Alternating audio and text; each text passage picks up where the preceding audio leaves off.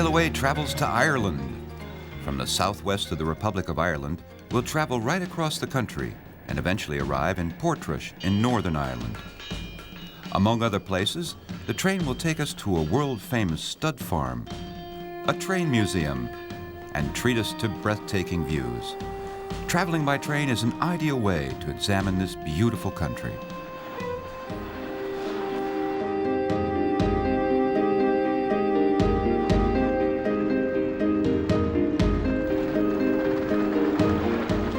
Our starting point is Killarney, in the west of Southern Ireland.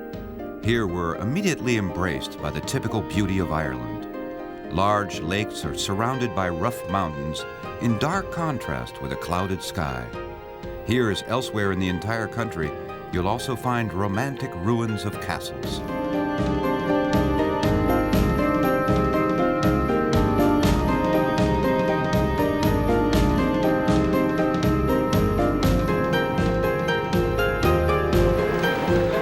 Killarney is a popular city among tourists. The old heart of the city with its colorful houses and winding streets is wonderful. It's a perfect city in which to stroll around for hours and to nose in the numerous tiny little shops.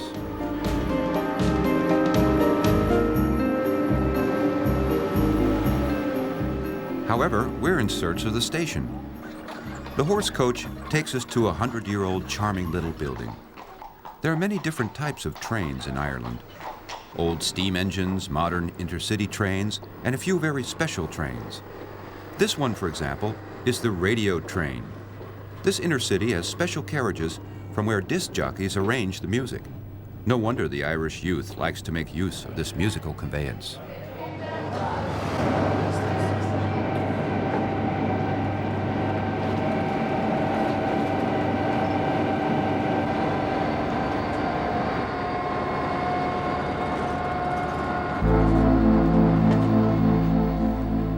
The railway network in Ireland is quite extensive and modern. Yet at some places, like Killarney, the tracks have to be worked by hand, the old-fashioned way.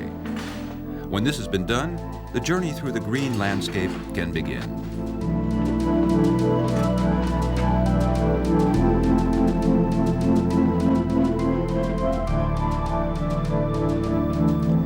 We travel eastward, and the radio train takes us to Kildare. I'd just like to welcome aboard this morning the railway television crew who are joining us from Holland, and they'll be travelling with us today on the train, and it's just to see how interesting and exciting we are.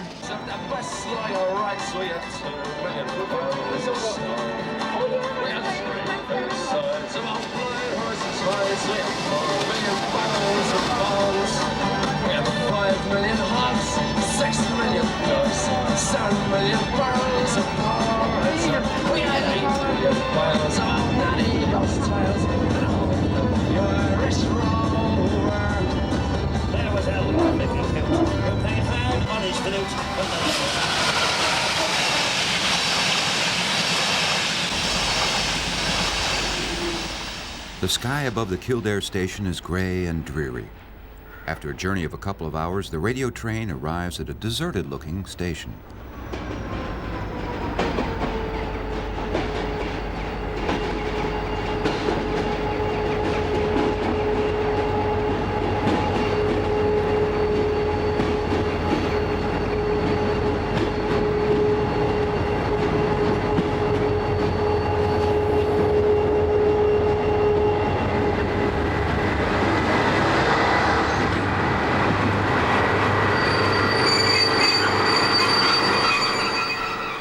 We get off to visit a place that's well known amongst horse lovers, the National Irish Stud Centre. Racehorses are bred here. Not just racehorses, but real champions. Horse races are very popular in Ireland, and a top horse is worth several millions. Some of the most expensive horses in the world stay here. No wonder they receive the best possible care from head to foot.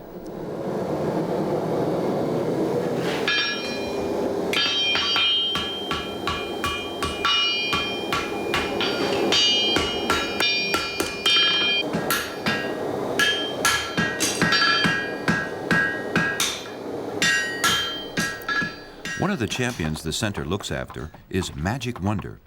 This stallion has won several millions in races, and his stud services are also worth lots of money. As a reward for his achievements, he's allowed to have his fling in the meadow once a day.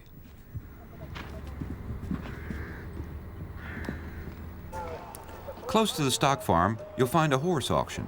Celebrities from all over the world come bidding for prestigious thoroughbreds. The horses are critically examined for their race qualities or their breeding value.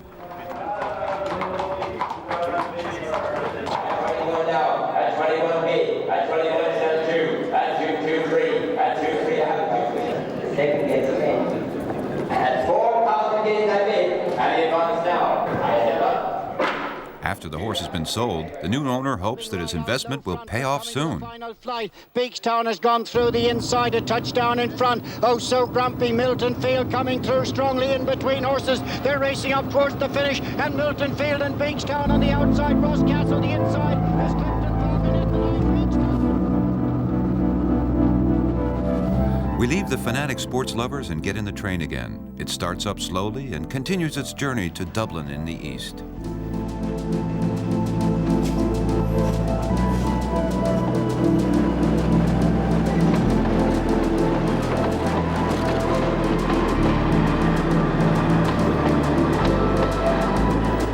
It's a short but beautiful trip. This region has the same name as the place we've just left, Kildare. We travel through the foothills of the Wicklow Mountains, a little farther to the south. The sloping landscape moves past us, and the green pastures slowly change color as the sun sets.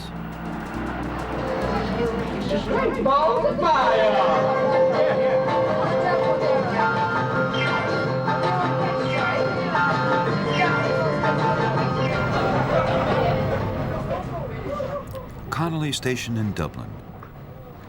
Outside, we immediately see the Liffey River that flows right through the city. The river once formed the boundary between the social classes of Dublin. The rich lived on the northern bank, the poor in the south. Dublin is a city of many faces. Modern offices alternate with old city buildings. It's always a busy scene here.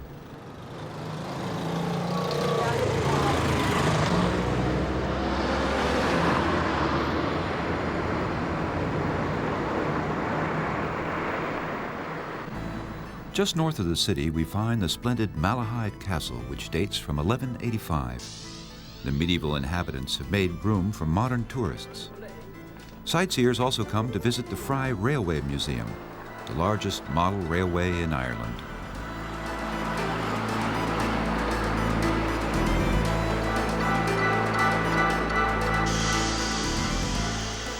Here is a beautiful collection of all kinds of handmade models from home and abroad.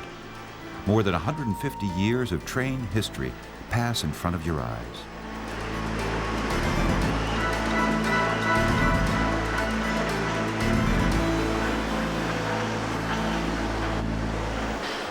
From miniature to life size, here the so-called Dart train arrives. The train service is restricted to the neighborhood of Dublin. This fast train is very popular among the non-residents who work in Dublin. Nothing special in itself, were it not for the fact that this train travels along a picturesque route.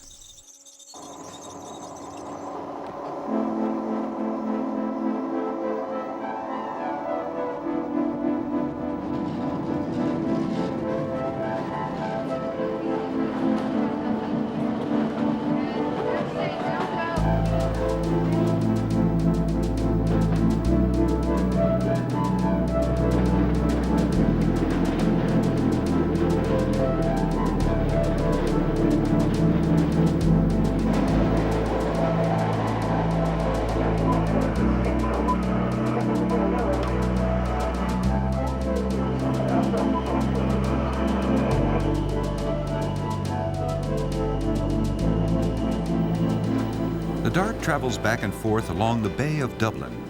This coastal route is often compared to the Bay of Naples.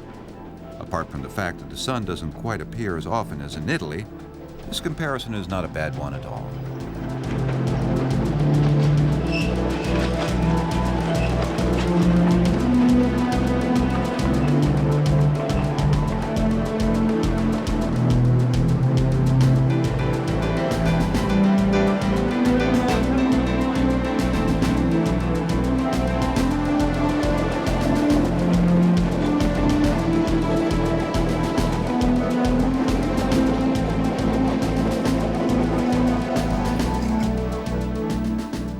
lovely trip, the Dart arrives again in the capital city of Dublin. Slowly, the suburbs move past us until we're again in the heart of the city.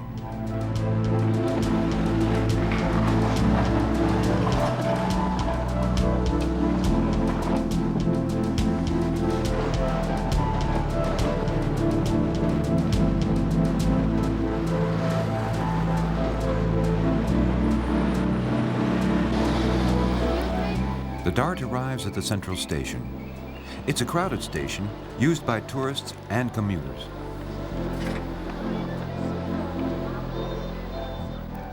The facade of the central station has been there for over a century. Perhaps the station doesn't look big, but behind this front is a huge, splendid hall.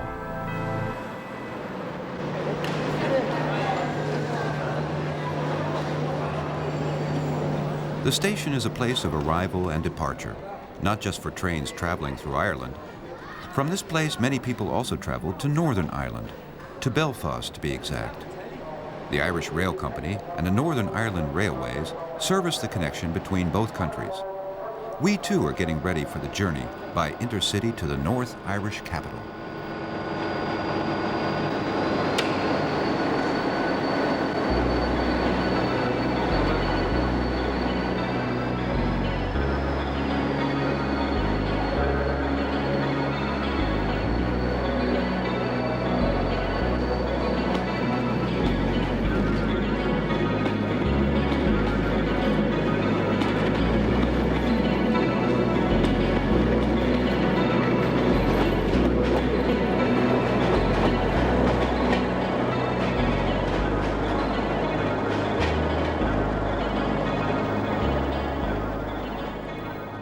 The intercity travels from Dublin on its way to Belfast in the north.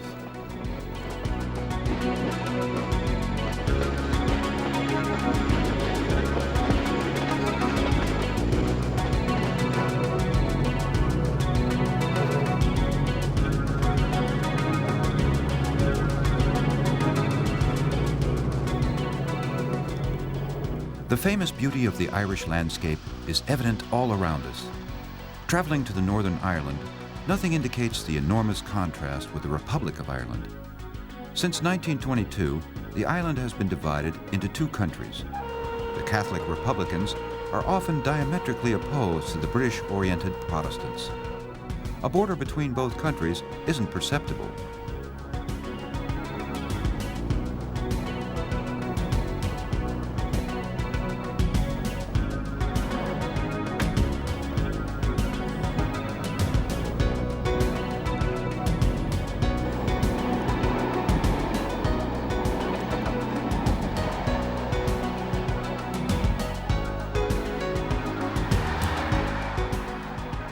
Northern Ireland consists of 6 so-called counties.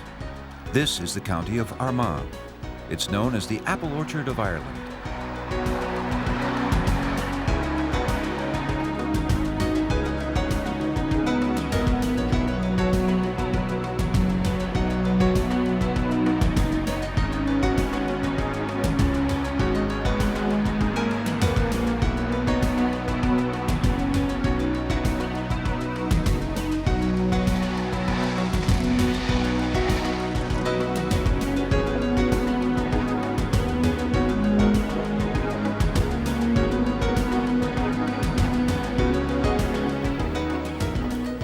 After a trip of a few hours, the train arrives at the central station of Belfast. Although it's called Central Station, it's not at all centrally located. It's situated on the outskirts of the city, as a matter of fact. This station has hardly any special features, except for the chilly draft down your neck.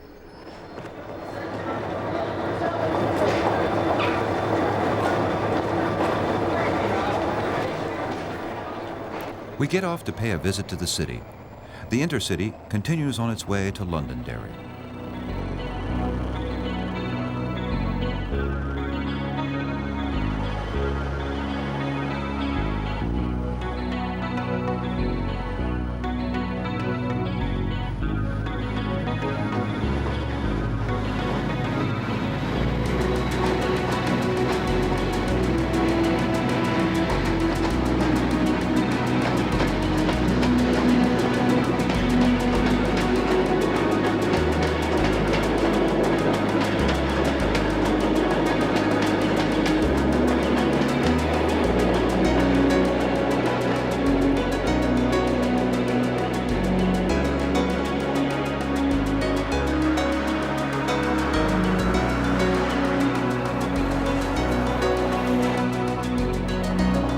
central station, we have to take the bus to get to the center. The dull station is no comparison with the beautiful buildings that show off their beauty in the old heart of the city. Because of the violence in its street, this city is unfortunately in the news regularly, in a negative way, all over the world. Fortunately, Belfast has more to offer. The many old buildings in the center have been restored carefully. Take the town hall, for example. This building, built in limestone, dates from 1903. Besides its Doric pillars, the entire town hall consists of a big white block with brass domes. In Belfast, the old and the new keep alternating. A few kilometers outside of Belfast, you'll find the little town Cultra. Nationwide, it's known for the transport museum you'll find here. Here, the jewels of the Irish Railway Company are on display. It's the biggest collection in Ireland.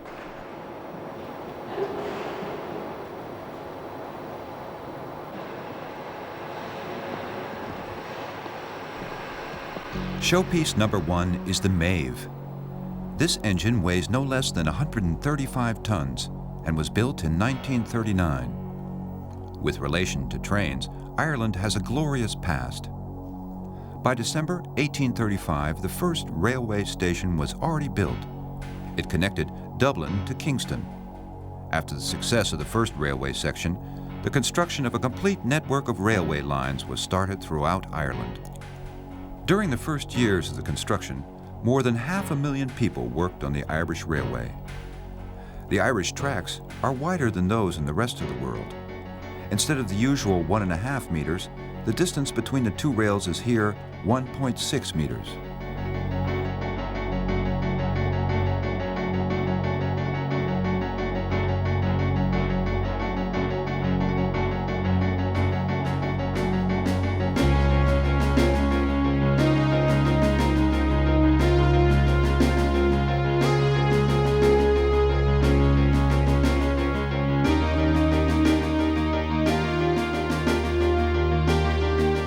In the century following the first little train, the Irish built many hundreds of kilometers of railway. In a land that wasn't very accessible for either human or animal, travel suddenly appeared easier with the coming of the train. Big cities were connected by rail, and the Irish Railway Company had its heyday. One of the dozens of sections ran from Belfast to Portrush. For more than a century, the Portrush Flyer was a prosperous line, until its serious decline in the 60s and 70s. The steam train was in danger of becoming extinct, but a group of enthusiastic steam fans managed to retain a number of the old locomotives. That's why the Portrush Flyer keeps going until this very day. Practicing great care, the volunteers managed to keep the locomotives in excellent condition. Once a week, the Portrush Flyer makes its trip from Belfast to Portrush. Before the steam engine can get moving, the fire has to be poked up and the tanks filled with water.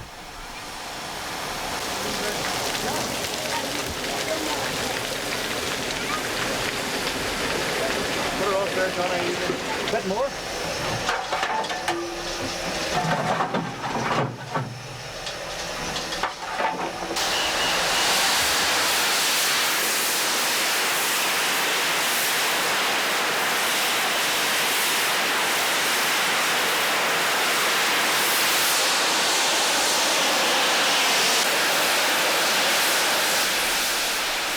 Unlike former days, now only tourists travel on the Portrush Flyer. The volunteers not only managed to keep the locomotives in repair, they also succeeded in saving some splendid carriages from demolition. Sitting on red plush, the travelers are taken for a journey to the north.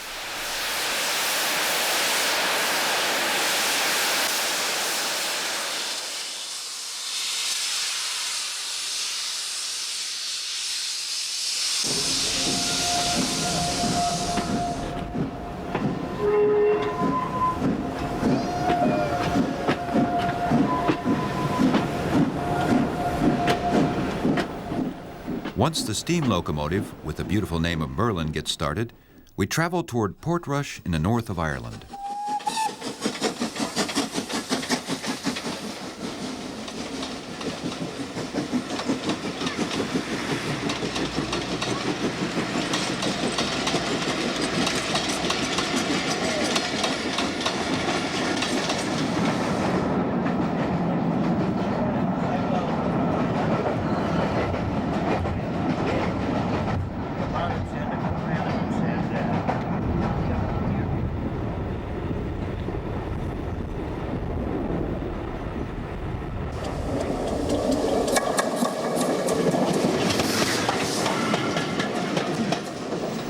Portrush flyer travels leisurely through the North Irish landscape. The tourists on board have every chance to enjoy the surroundings.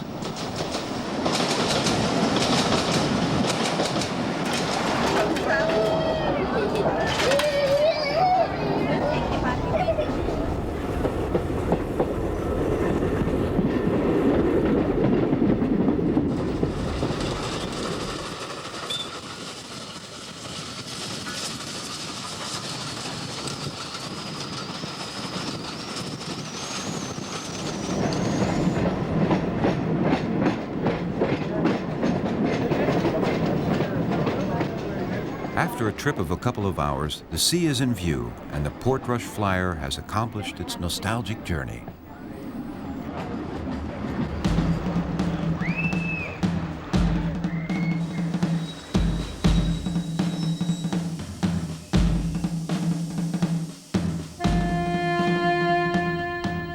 Although the weather does not always cooperate, Portrush is a well-known seaside place among the Irish.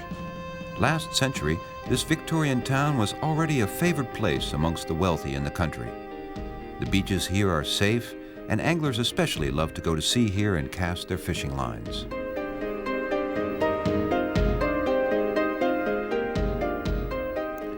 However, the reason for being here is that Portrush is situated on the Causeway Coast.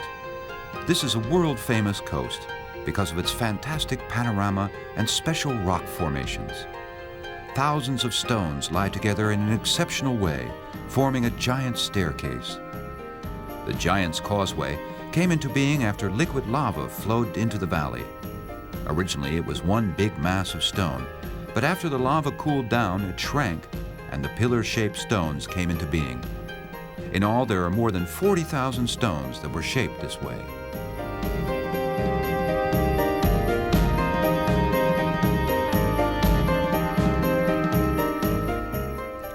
With this beautiful natural phenomenon, we conclude this rail journey through Ireland.